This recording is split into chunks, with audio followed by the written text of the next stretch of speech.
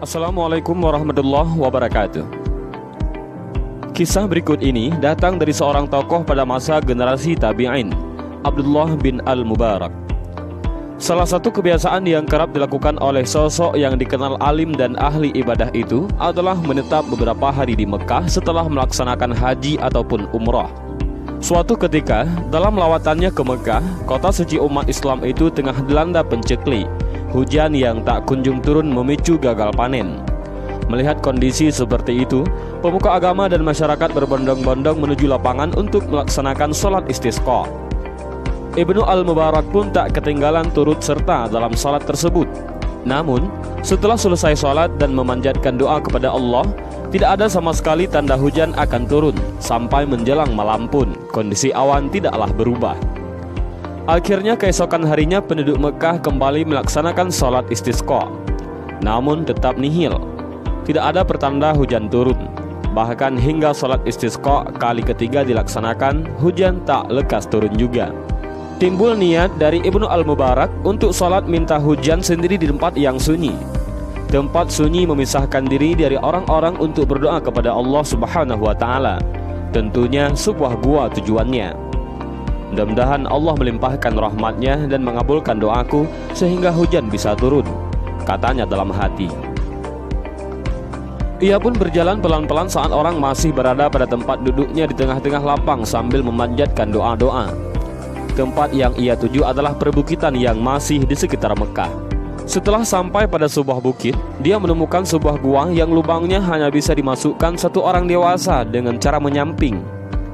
Ibnu Al-Mubarak mengintip sedikit untuk mengetahui apakah di dalam bisa digunakan untuk sholat. Namun setelah mengetahui ruang di dalam gua lapang, akhirnya beliau memutuskan untuk masuk dan sholat istisqa. Namun baru saja Ibnu Al-Mubarak masuk, tiba-tiba pemuda berkulit hitam masuk ke dalam gua. Dari pakaian dan penampilannya, memang pemuda ini seperti seorang budak.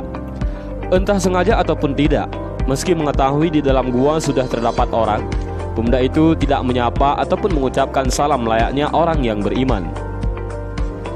Sang pemuda malah cuek dan langsung menunaikan salat 2 rakaat.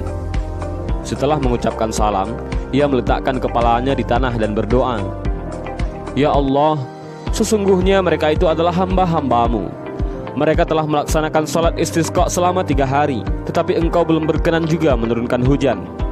Maka, demi keagungan dan kemuliaanmu, aku tidak akan mengangkat kepalaku hingga engkau menurunkan hujan kepada kami." Beberapa waktu lamanya ia dalam keadaan seperti itu. Tiba-tiba datang awan hitam bergulung-gulung. Kemudian hujan turun dengan derasnya. Lelaki itu segera mengangkat kepalanya dan keluar gua, berjalan menembus hujan tanpa berkata apa-apa. Ibnu Al-Mubarak tertegun melihat pemandangan itu dan segera setelah tersadar, ia berjalan mengikuti lelaki hitam itu menembus hujan. Ia terus membuntutinya hingga memasuki perkampungan, dan pemuda itu memasuki rumah yang cukup bagus. Ia duduk diam di depan rumah itu beberapa waktu lamanya, sampai seseorang keluar. Ibnu Al-Mubarak berkata, "Rumah siapakah ini?" Laki itu berkata, "Rumah Tuan Fulan bin Fulan." "Bisakah saya membeli budak dari dirinya?" kata Ibnu Al-Mubarak lagi.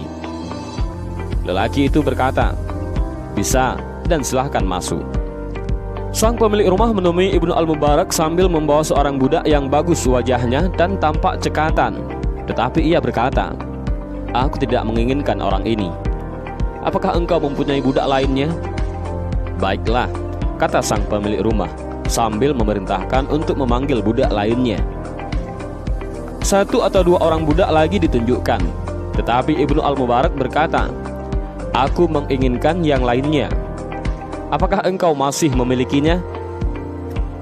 Tujuan utamanya adalah pemuda berkulit hitam yang ia jumpai di gua. Orang itu berkata, "Saya memang masih memiliki 1 orang lagi budak, tetapi ia sangat tidak pantas bagi tuan," katanya. "Mengapa?" tanya Ibnu Al-Mubarak. Orang itu berkata, "Karena dia seorang pemalas. Tuan tidak akan memperoleh manfaat apa-apa dari dirinya." Ibnu Al-Mubarak pun berkata, "Bawalah dia kemari, aku ingin melihatnya." Budak itu segera didatangkan, dan memang laki-laki hitam yang ditemuinya itu di dalam gua tersebut. Tampak kegembiraan di matanya dan segera ia berkata, "Aku ridha dengan orang ini. Berapa engkau ingin menjualnya?" Orang itu pun berkata, "Saya dahulu membelinya 20 dinar, tetapi sekarang tidak laku walau hanya 10 dinar. Saya akan membelinya seharga 10 dinar darimu," kata Ibnu Al-Mubarak, yang langsung mengeluarkan uang 10 dinar dan memberikannya kepada orang itu.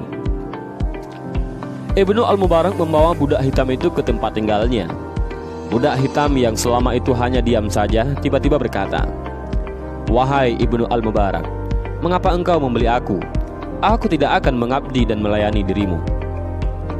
Ibnu Al-Mubarak terkejut karena budak itu mengetahui dan menyebut namanya, padahal ia belum pernah memperkenalkan diri, termasuk kepada pemilik sebelumnya.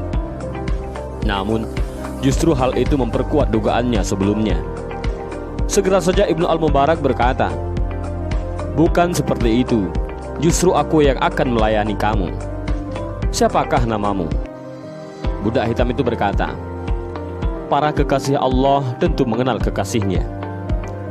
Ketika pemuda itu akan beranjak untuk berwudu, Ibnu Al-Mubarak segera mengambil air untuknya dan mempersiapkan sandal, serta menunjukkan kamar untuk dirinya.